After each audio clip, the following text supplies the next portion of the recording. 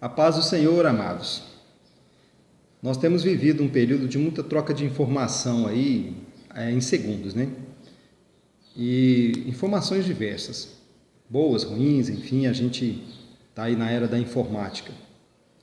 E com o advento do Facebook, WhatsApp, enfim, e-mail, a gente recebe muitas mensagens, figurinhas de bom dia, boa tarde, boa noite, Feliz Natal, Ano Novo, Dia dos Pais, enfim, mensagens montadas bonitinhas até.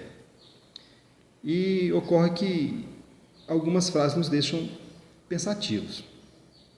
Eu recebi por hora uma frase dizendo assim: às vezes é preciso perdoar as pessoas que não nos pedem perdão. Uma frase bonita, né? Elegante, politicamente correta, mas extremamente difícil de execução. Perdoar já é difícil. Perdoar quem não pede perdão é mais difícil ainda. Seria possível? Talvez. Porque a pessoa erra com você, você perdoa. Quando ela se sensibiliza e percebe o que te machucou, ela te pede perdão, você também se sensibiliza e pode também ter um resultado positivo nisso, porque se perdoa um ao outro e isso faz parte da emoção. Mas quando não se pede perdão, você não está dando a oportunidade dessa pessoa refletir no mal que ela te fez. E ela continuará fazendo. Então fica mais difícil, porque muitas vezes a gente quer até vingança, nem justiça. Então a gente vai à luz da palavra procurar isso. E tem um personagem interessante na Bíblia, que ele era de um coração muito amável, Davi, e que é craque em perdão, porque sempre ele pedia com o coração brando, ele tinha coragem de pedir perdão e se colocava à disposição de Deus para as penalidades que fossem necessárias. Isso é notório na vida de Davi. E ele escreveu o Salmo. Davi era poeta, rei, guerreiro, personagem ímpar.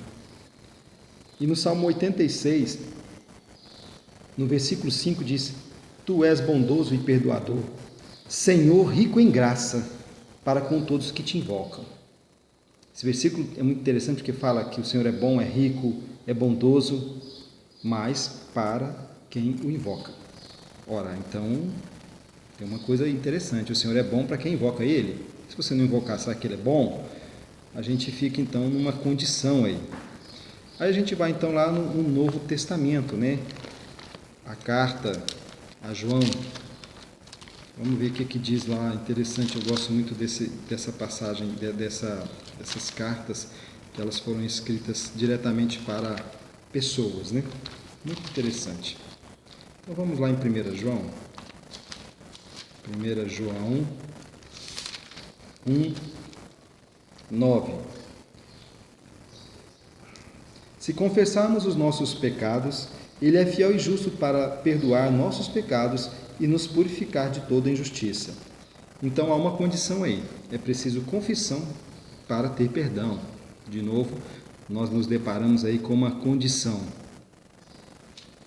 Precisa se confessar, então precisa reconhecer para buscar o perdão e até recebê-lo, né? Isso nos deixa pensativo, então vamos perdoar até quando? Se a pessoa não tem um tempo para se redimir desse mal que te fez.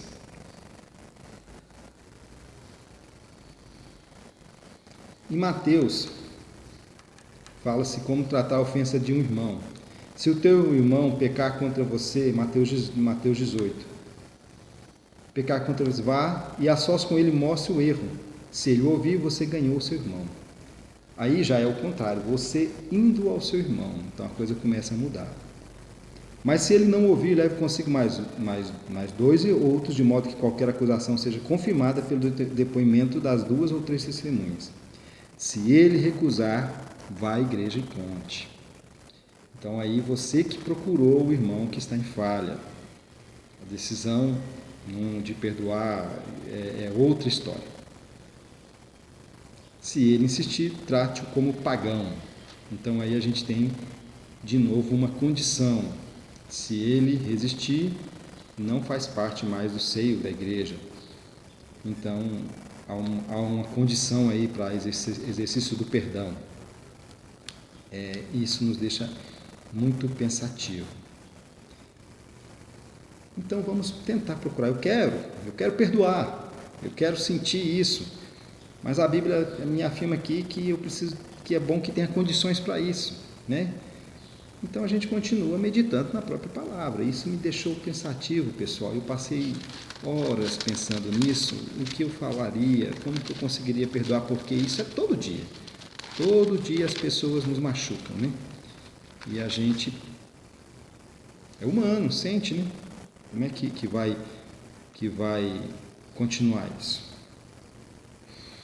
Em Mateus 11, no versículo 25, fala assim: e quando estiverem orando, tiver alguma coisa contra alguém, perdoem-no, para que também o Pai Celestial lhes perdoe os seus pecados. Mas se vocês não perdoarem, também o seu Pai nos céus não perdoará os seus pecados. Olha só que interessante. Se você não perdoar, Deus não há de te perdoar.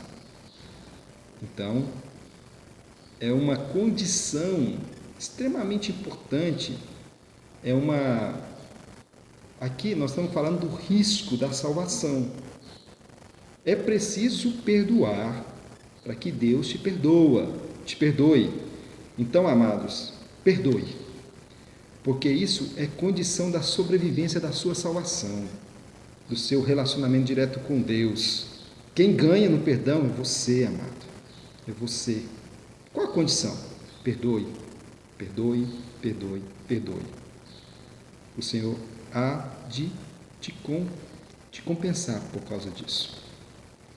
Com certeza, isso não ficará assim, te fará muito bem a sua alma, te ajudará e te aproximará do Espírito Santo para ter um bom relacionamento com Deus e com as suas verdades. Mateus 6,14, né? Fala também: pois se perdoar as ofensas uns dos outros, o Pai Celestial também lhes perdoará. Mas se não perdoarem uns aos outros, o Pai Celestial não lhes perdoará. Então, a condição para que você tenha o perdão do Senhor é perdoar. Então, não fique preocupado se a pessoa vai te pedir perdão, se ela vai se redimir, se ela vai se confessar, se ela vai reconhecer o erro. Perdoe. Perdoe. Fale com Deus e perdoe, que isso é alimento para a sua alma.